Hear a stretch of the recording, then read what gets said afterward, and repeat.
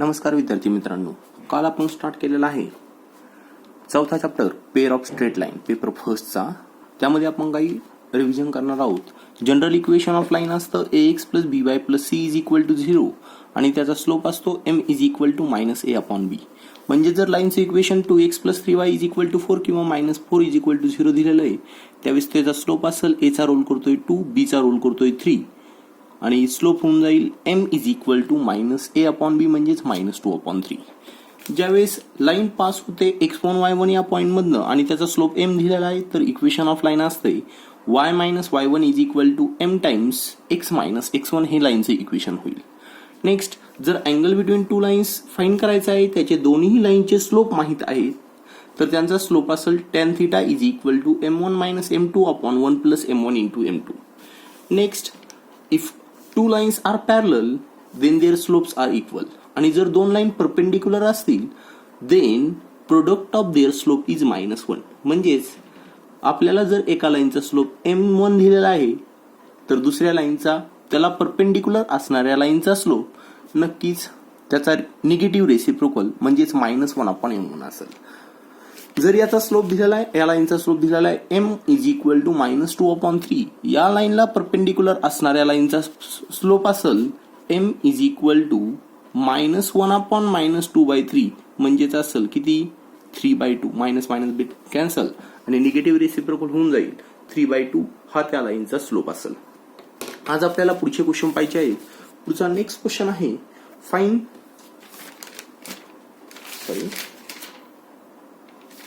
आपल्याला फाइंड करायचं आहे joint equation of line. Joint equation पाहतोय आपण.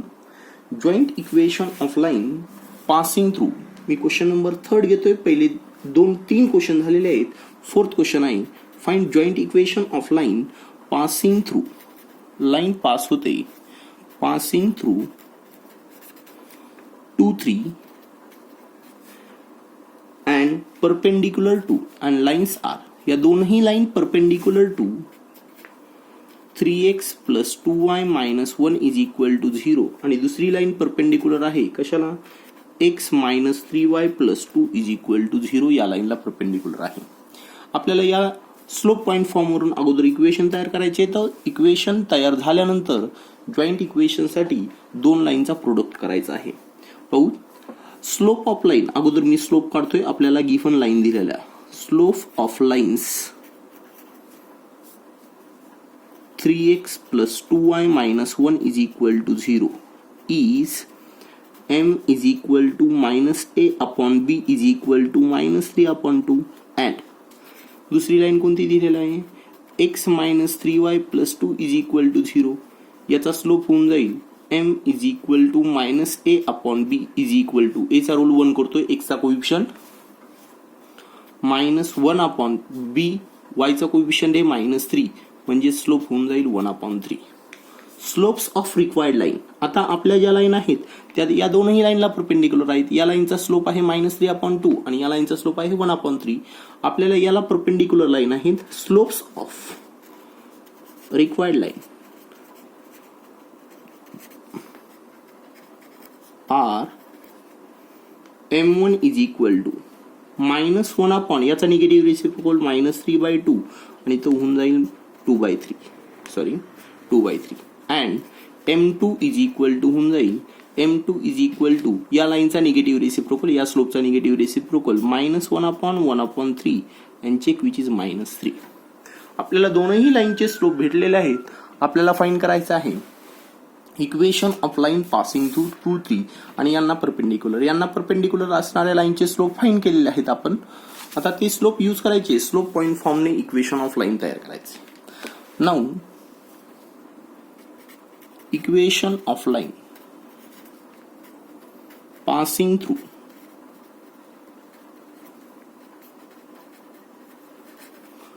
2, 3 having slopes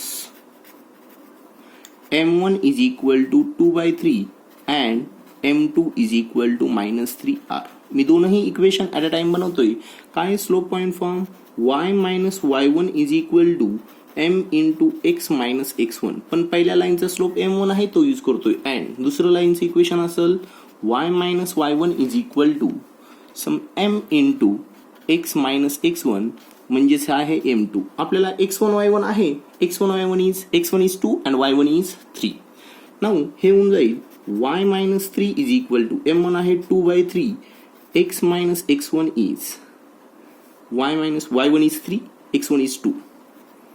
अँड दुसरी इक्वेशन होऊन जाईल त्याच पॉईंट मधनं पास होतोय पण त्याचा स्लोप वेगळा आहे, -3 आहे. y minus 3 is equal to m2 is -3 times x minus 2. Now equation तयार करताना सॉल्व्ह करायचं हे होऊन जाईल y minus 3 is equal to 3 मल्टिप्लायला घेतलं इकडं 2 टाइम्स x मायनस 2. इक्वेशन तयार होतंय 3y minus 9 is equal to 2x minus 4. व्यवस्थित लिहिल्यानंतर -2x प्लस 3y मायनस 9, हे -4 इकडे आल्यानंतर होतील +4 इज इक्वल टू 0, म्हणजेच -2x plus 3y minus 5 is equal to 0. आणखी व्यवस्थित लिहू शकतोय, सर्वांना मायनसने मल्टिप्लाय करू, 2x minus 3y plus 5 is equal to 0. दुसरे इक्वेशन सहजासहजी तयार होऊन जाईल. हे होतंय y minus 3 is equal to -3x plus 6. सर्व टर्म एका साईडला शिफ्ट करू, 3x plus y minus 3 minus 6 is equal to 0, म्हणजेच लाईनचं इक्वेशन तयार होऊन जाईल 3x plus y minus 9 is equal to 0. Now required joint equation, आपल्याला दोनही लाईन भेटलेल्या आहेत, ज्या लाईन परपेंडिक्युलर आहेत, गिव्हन लाईनला परपेंडिक्युलर आहेत. आपल्याला required joint equation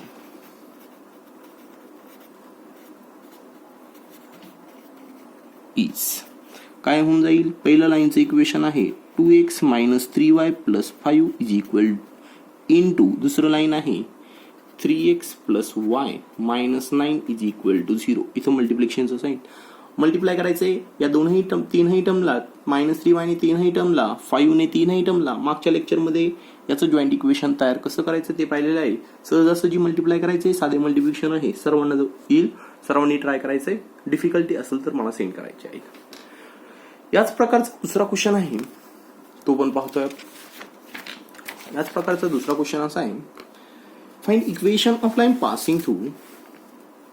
question number 5 आहे त्यामध्येच.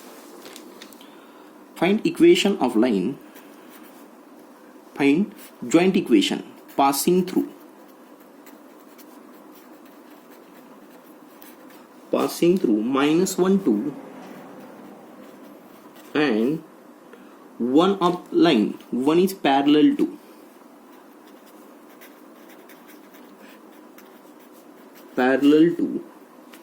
x plus 3y minus 1 is equal to 0 and other is perpendicular to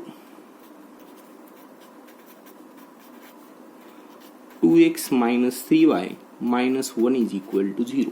Now ज्यावेळेस आपल्याला या टाइपचे क्वेश्चन येतील त्यावेळेस अगोदर स्लोप फाइंड करायचे, परपेंडिक्युलर पॅरललचे. स्लोप ऑफ लाईन कोणत्या लाईनचा स्लोप काढायचा, अगोदर आपल्याला x plus 3y minus 1 is equal to 0. याचा स्लोप काय असेल, m1 is equal to minus a upon b, a चा रोल करतोय 1 मायनस 1 अपॉन 3. हा स्लोप पहिला झालेला आहे. आणि दुसऱ्या लाईनचा अँड दुसरी लाईन कोणती दिलेली आहे, 2x minus 3y minus 1 is equal to 0. याचा स्लोप असेल m2 is equal to minus a upon b आणि तो होतोय मायनस 2 अपॉन मायनस 3 म्हणजे 2/3 होतोय, which is equal to 2/3. Required लाईनचा स्लोप ऑफ रिक्वायर्ड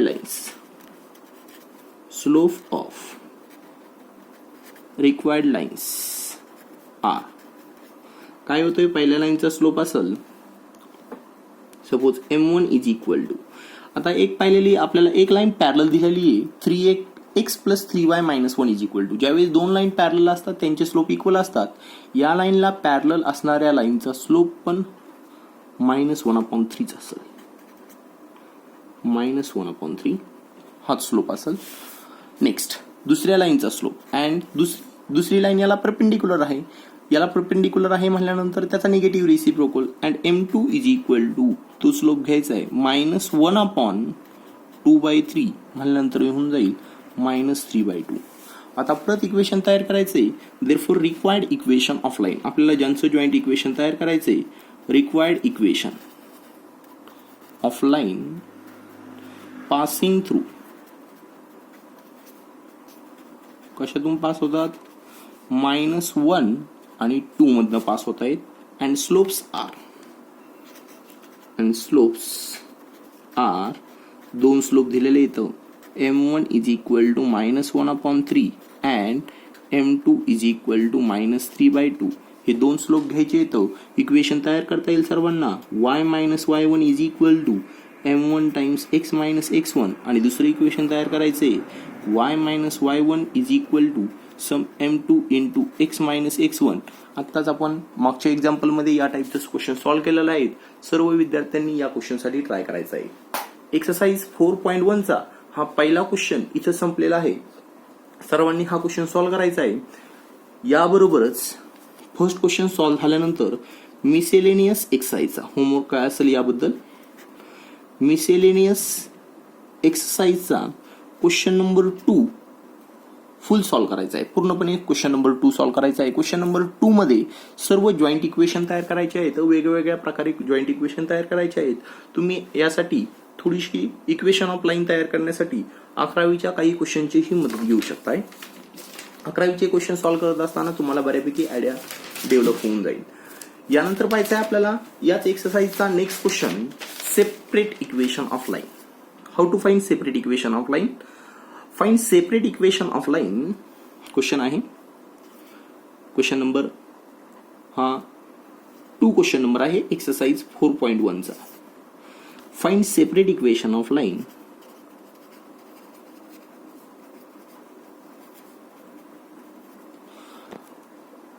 आपल्याला जॉईंट इक्वेशन गिव्हन दिलेलं आहे. पहिलं दिलेलं आहे 3y² plus 7xy is equal to 0. Joint equation दिलेलं आहे. सेपरेट इक्वेशन वेगवेगळ्या मेथडने ट्राय करता येईल. पहिली मेथड आहे पाहिजे सर्व टर्म मध्ये काही कॉमन निघतंय का. काय कॉमन निघत असेल तर सेपरेट इक्वेशन सहजासहजी आपल्याला फाइंड करता येईल. आता यामध्ये गिव्हन जॉईंट इक्वेशन इज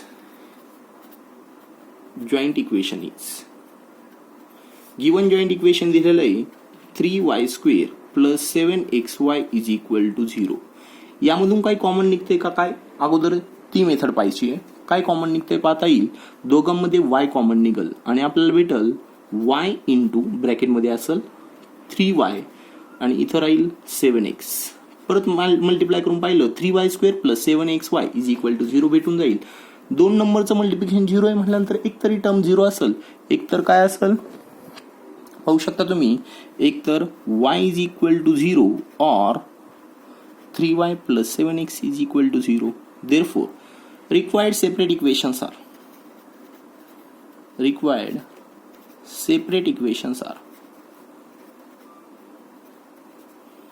काय आहेत सेपरेट इक्वेशन. एक आहे y is equal to 0 and 3y plus 7x is equal to 0. याला 7x plus 3y is equal to 0 लिहिलं तरी चालन आणि आपल्याला ते सर्वांना लक्षात पण येईल. यामध्येच नेक्स्ट क्वेश्चन आहे. हे सिंपल क्वेश्चन होता या टाईपचा. दुसऱ्या प्रकारचा क्वेश्चन दिलेला आहे. त्यामध्ये दुसरा क्वेश्चन आहे सेकंड क्वेश्चनचा सेकंड. तो आहे 5x² - 9y² is equal to 0. या इक्वेशनचं सेपरेट इक्वेशन. आपल्याला माहित आहे a² - b² is equal to काय असते. जनरल आयडेंटिटी आहे, सिंपल आयडेंटिटी आहे. a² - b² is equal to always a - b into a plus b.